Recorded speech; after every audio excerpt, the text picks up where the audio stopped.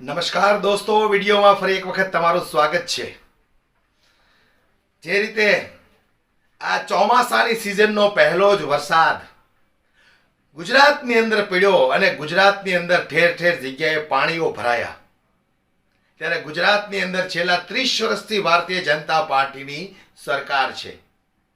આ કામ તો આપણે સમજી શકીએ કે મ્યુનિસિપાલિટીનું છે, પણ મ્યુનિસિપાલિટીની અંદર એટલા ભ્રષ્ટ અધિકારીઓ છે કે જે આ કામને બરોબર કરતા નથી। ફ્રી મોન્સૂનની ખાલી વાતો કરે છે, પરંતુ ફ્રી મોન્સૂનની કોઈ સુવિધાઓ જનતાને મળતી નથી। ત્યારે આજે મારે વાત કરવી છે અયોધ્યા નગરીની। અયોધ્યા નગરી એ જ અયોધ્યા નગરી કે જ્યાં નરેન્દ્રભાઈ મોદીએ રામ મંદિરનું ઉદ્ઘાટન કર્યું હતું। આજે એ રામ મંદિરના ઉદ્ઘાટનને લઈને ભારતીય જનતા પાર્ટીએ જનતા પાસે વોટો માંગ્યા હતા, પણ ભારતીય જનતા પાર્ટીનું દુર્ભાગ્ય કે અયોધ્યામાંથી ભારતીય જનતા પાર્ટીને એક પણ સીટ ન મળી। એની પાછળનું શું કારણ છે એ તો અમે અગાઉના વિડીયોમાં તમને કીધેલું જ છે દોસ્તો। પણ હવે જે રીતે ચોમાસાનો પહેલો જ વરસાદ પડ્યો ત્યારે તમે એ પણ જોયું કે રામ મંદિરની છતમાંથી પાણી ટપકવા લાગ્યું હતું, પરંતુ આજે હું તમને જે વિડીયો બતાવવાનો છું જોઈને કદાચ તમારા પગ નીચેથી જમીન ખસકી જવાની છે। આ રામ મંદિરના નિર્માણ માટે ભારતીય જનતા પાર્ટીએ જે તે ગરીબ લોકોના ઘરો તોડ્યા, દુકાનો તોડ્યા, મંદિર તોડ્યા, મસ્જિદો તોડી, ત્યાર પછી રામ મંદિર સુધી પહોંચવા માટે ખુલ્લો રસ્તો બનાવ્યો। તો શું આ લોકો એ ભૂલી ગયા કે ચોમાસાની અંદર પાણી આવશે તો આ પાણીનો નિકાલ કેવી રીતે થશે? ત્યારે આજે અયોધ્યાની અંદર પહેલા જ વરસાદે ભારતીય જનતા પાર્ટીની પોલ ખોલી નાખી છે દોસ્તો। હું જે વિડીયો બતાવવાનો છું એ પૂરો વિડીયો ધ્યાનથી જોજો તમે, કેવી રીતે અત્યારે અયોધ્યાની અંદર ઠેર ઠેર જગ્યાએ પાણીઓ ભરાયા છે। કરોડો રૂપિયાનું મંદિર બનાવી અને આ લોકો શો સપાટા કરવા માંગતા હતા, પોતાની રાજનીતિ કરવા માંગતા હતા, પરંતુ અયોધ્યાની અંદર ઠેર ઠેર જગ્યાએ જે પાણીઓ ભરાયા છે એ પાણીના નિકાલ માટે કોઈ પણ નેતાએ જરા પણ વિચાર કર્યો નહીં। ફક્ત લોકોના ઘરો પાડી નાખ્યા, દુકાનો તોડી નાખી, મંદિર મસ્જિદો તોડ્યા, રસ્તાઓ બનાવ્યા, પણ આ પાણીનો નિકાલ ક્યાં કરશો તમે? જે રીતે અત્યારે અયોધ્યા નગરીની અંદર પાણી ભરાયા છે, પૂરી અયોધ્યા નગરી પાણીમાં ગરકાવ થઈ ગઈ છે, એટલી ગંદકીનો ફેલાવો થયો છે। આવો દોસ્તો આપણે એ વિડીયો પર એક નજર નાખીએ, પણ વિડીયો પૂરો જોજો અને દરેક અંધભક્ત સુધી આ વિડીયોને શેર પણ જરૂરથી કરજો દોસ્તો। આવો એક ઝલક જોઈએ આપણે કે અયોધ્યા નગરીની શું હાલત છે। ये भ्रष्टाचार का नमूना है। कहीं सड़कें बनी समंदर तो कहीं घर ऑफिसों में घुस गया पानी, कहीं रेलवे स्टेशन की गिरी दीवारें तो कहीं सड़कों पर गड्ढे। ये बदहाल तस्वीरें कहीं और की नहीं बल्कि प्रभु श्री राम की नगरी अयोध्या की है, जहां 3200 करोड़ से ज्यादा की लागत से राम की नगरी अयोध्या की अलौकिक और अद्वितीय बनाने के दावे पहले ही बारिश पे धुल गए हैं। हालात ये है कि यहाँ राम पथ हो या जन्मभूमि पथ, सभी जलमग्न हो गए और हर तरफ गंदगी ही देखने को मिल रही है। कहने के लिए अयोध्या को सजाने संवारने में हजारों करोड़ पानी की तरह बहाए गए, लेकिन बारिश के पानी के साथ ही ये इंतजाम भी बह गए। ये राम पथ है और यहाँ से लगा हुआ बिल्कुल राम मंदिर का जो निर्माण क्षेत्र है वो का पूरा क्षेत्र लगा हुआ है। और स्थिति ये है कि जलकल का विभाग जिसके पास ये जिम्मेदारी होती है कि शहर में जल का प्रबंधन तो करे ही करे, साथ में जल से जुड़ी हुई जो समस्याएं हैं उनको दूर करे, लेकिन जलकल का जो अयोध्या का कार्यालय है उसकी तस्वीरें मैं आपको दिखाता हूं कि वो खुद ही पहली बारिश के पानी में पूरी तरह जलमग्न हो चुका है। पानी भीतर जमा है, उसको जनरेटर के जरिए और प्रेशर पंप के जरिए लगातार निकाला जा रहा है। तो ये हालात हैं अयोध्या की एक स्थान के, और ऐसे ही अयोध्या में एक नहीं बल्कि जगह जगह पर जल जमाव हुआ है, लोगों को परेशानी हुई है। लोग सवाल खड़े कर रहे हैं कि आखिरकार हजारों करोड़ रुपए अगर अयोध्या में लगाए गए थे तो ये स्थिति क्यों उत्पन्न हुई? राम जन्मभूमि से चंद कदम दूर जलवानपुरा में तो हालत और भी खराब नजर आ रहे हैं, जहां कई घरों में बारिश का पानी ऐसे घुसा कि बेड, सोफा, फ्रिज और किचन तक पानी में डूब गए। दर्जनों परिवार के लाखों की संपत्ति बर्बाद हो गई।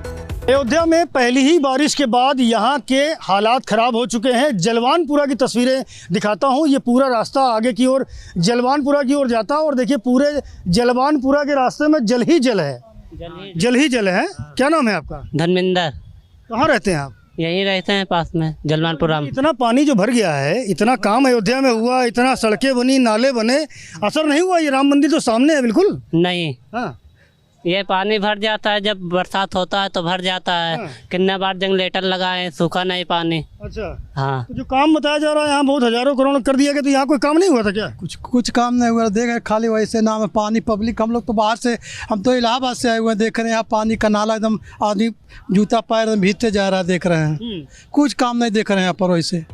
यही नहीं, अयोध्या रेलवे स्टेशन के विकास पर भी प्रशासन ने पानी की तरह पैसा बहाया है, लेकिन पहली बारिश में ही विकास पर खर्च किए करोड़ों रुपए पानी में बह गए। रामलला की प्राण प्रतिष्ठा जब हो तो ज्यादा से ज्यादा लोग अयोध्या पहुंच सके, उन्हें कोई असुविधा ना हो, इसके लिए अयोध्या में अयोध्या धाम स्टेशन बनाया गया था। मेरे बाईं ओर अयोध्या धाम का नवनिर्मित स्टेशन है, जहां की तस्वीरें मैंने अभी दिखाई थी कि चारों तरफ जल भरा हुआ पड़ा है। आप देख सकते हो बिल्कुल जो रामलला का मंदिर है उसी डिजाइन में ये पूरा का पूरा स्टेशन तैयार किया गया था। पूरे चारों तरफ इसकी बाउंड्री की गई थी, लेकिन हालात ये हैं कि पहली ही बारिश को अयोध्या धाम के रेलवे स्टेशन के ठीक सामने वाली जो बाउंड्री है वो बर्दाश्त नहीं कर पाई और धराशायी हो गई। मैं उसी जगह पे खड़ा हूँ, आप देख सकते हो यहाँ से और पूरा जो रास्ता है लगभग मान के चलें कि 30 से 40 मीटर की जो बाउंड्री है वो गिर चुकी है। पहली बारिश हुई है और ये बाउंड्री ज़मीन पर आपको साफ तौर पर देखने को मिलेगी।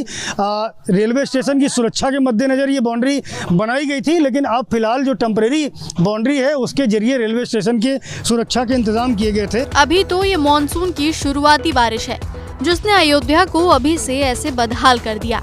यहाँ तक जनवरी में हुए राम मंदिर में भी बारिश का पानी भर गया है। गर्भगृह तक की छत से पानी टपकने लगा, जिसके बाद तो रामनगरी में हुए विकास पर बड़े सवाल खड़े होने लगे। राम मंदिर के मुख्य पुजारी आचार्य सत्येंद्र दास ने तो ये तक कह दिया कि मंदिर में बारिश का पानी भरने की जांच होनी चाहिए। साथ ही ये भी कहा कि जुलाई 2025 तक मंदिर का काम पूरा होना असंभव है। चूने लगा, अंदर पानी भर गया था। इस पर ध्यान देना चाहिए कि जो बना है उसमें कौन सी कमी रह गई है जिसके कारण से पानी चूई रहा है। इस पर जो बना है उस पर भी ध्यान देना चाहिए और ये बहुत जरूरी है।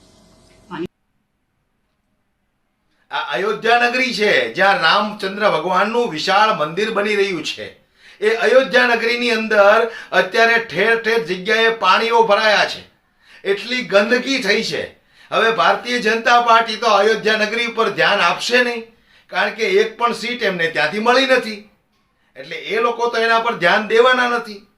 કારણ કે અગાઉ પણ તમે જોયું હતું, ભારતીય જનતા પાર્ટીની એક પણ સીટ અયોધ્યા નગરીમાંથી ન આવી, એટલે એમના અંધભક્તો, એમના અનુયાયીઓ સોશિયલ મીડિયાની અંદર ટ્રોલ કરતા હતા કે ભાઈ અયોધ્યામાંથી દુકાનમાંથી કોઈએ કઈ વસ્તુ ખરીદવી નહીં, અયોધ્યાની રિક્ષામાં બેસવું નહીં, અયોધ્યાની હોટલમાં રાત્રિ રોકાણ કરવું નહીં।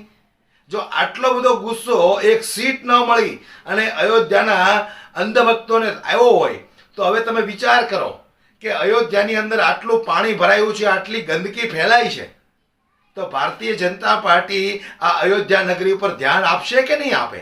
તમારી શું રાય છે મને કોમેન્ટ બોક્સમાં દોસ્તો જરૂરથી જણાવજો।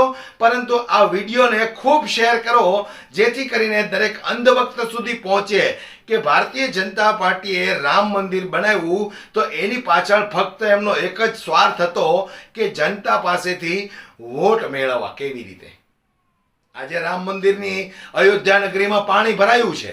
હવે આવનારા દિવસોમાં આપણે એ જોવાનું છે કે કેટલું ઝડપથી ત્યાંની તંત્ર આ કામ કરે છે, પાણીનો નિકાલ કરે છે। રોડ રસ્તાઓની સાફ સફાઈ કર્યા પછી તૂટેલા રોડ રસ્તાઓને કેટલા જલ્દીથી આ લોકો સારા કરે છે। વિડીયો પસંદ આવ્યો હોય તો લાઈક કરવાનું ભૂલશો નહીં। અમારી યુટ્યુબ ચેનલમાં જો તમે નવા હો તો અમારી યુટ્યુબ ચેનલને લાઈક કરીને સબસ્ક્રાઈબ અવશ્ય કરી દેજો। જય હિન્દ।